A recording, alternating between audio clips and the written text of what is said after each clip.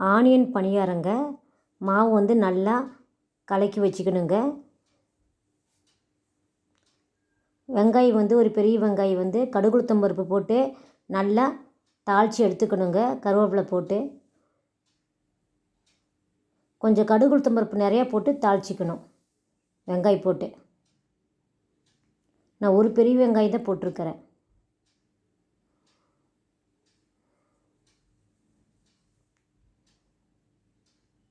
கொஞ்சமாக வந்து சீரகம் சேர்த்துக்கணும்.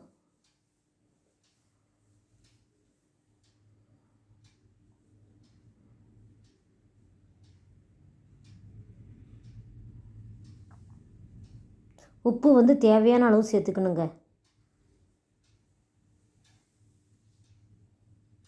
சேர்த்து நல்லா கலக்கணும்.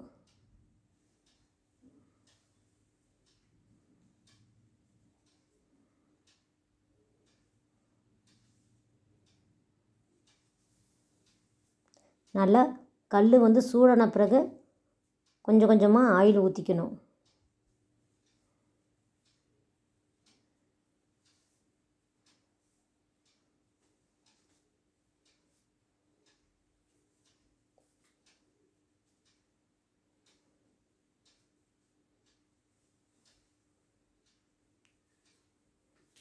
இப்போ வந்து மாவு வந்து கொஞ்சம் கொஞ்சமாக ஊற்றணும்.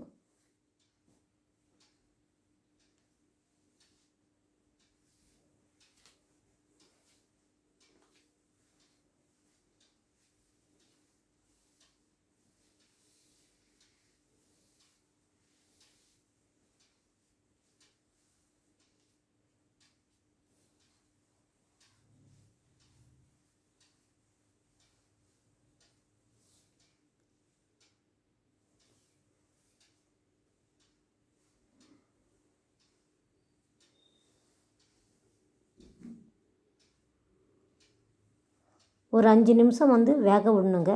அப்போ தான் நல்லா மொறு மொறு மொறுன்னு பணியாரம் நல்லாயிருக்கும். நல்லா வெந்துடும்.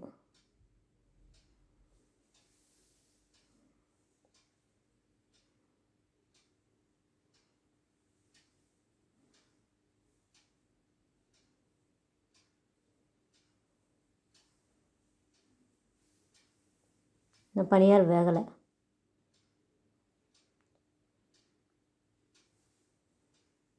பணியாரம் நல்லா வெந்தாவே தெரியும். ஓரத்தில் போட்டு நல்லா மொறுமொறுன்னு இருக்கும். பாருங்கள், வெந்துருச்சு. அப்படியே மொடலாக எடுத்து போடணும். இந்த பணியாரம் வந்து சட்னி தொட்டுக்கலாங்க, இல்லைன்னா சும்மாவே சாப்பிட்லாங்க. பணியாரம் நல்லாயிருக்கும் சாப்பிட்றதுக்கு. வெங்காயம் வந்து தாளித்து போட்டுறதுனால ஒரு 2 பணியாரம் 3 பணியாரம் சும்மாவே சாப்பிட்லாம், நல்லாயிருக்கும்.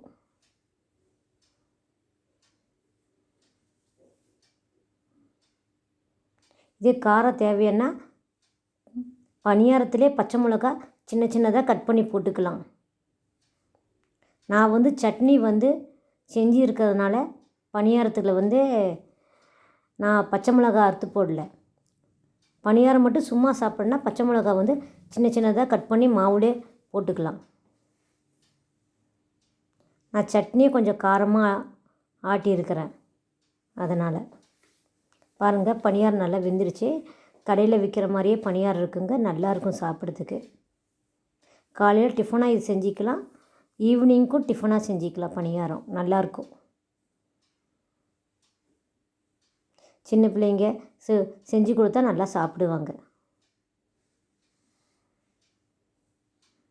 பாருங்கள், சட்னி கொஞ்சம் காரமாக செஞ்சுருக்கிறதுனால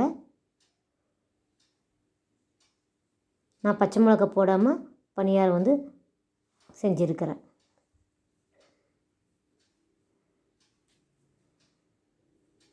நீங்களும் வீட்டில் இதே மாதிரி பணியாரம் செய்யுங்க, நல்லாயிருக்கும் சாப்பிட்றதுக்கு.